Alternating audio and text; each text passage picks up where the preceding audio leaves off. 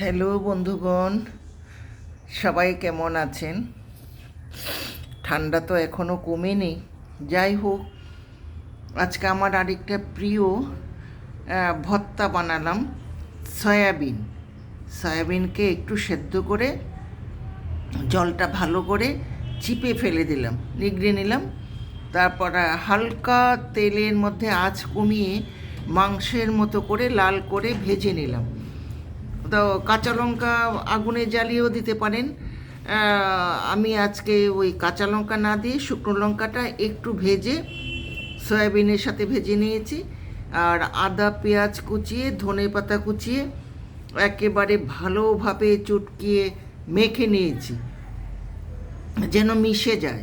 যে কোনো মানে খাবারের আয়োজন মানে পলা বা মাখা সব কিছুর উপরে কিন্তু নির্ভর করে ওটার স্বাদ।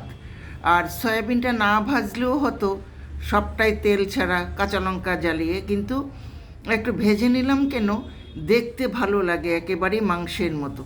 আপনারা করে খাবেন, খুব চটজলদি হয়ে যায়।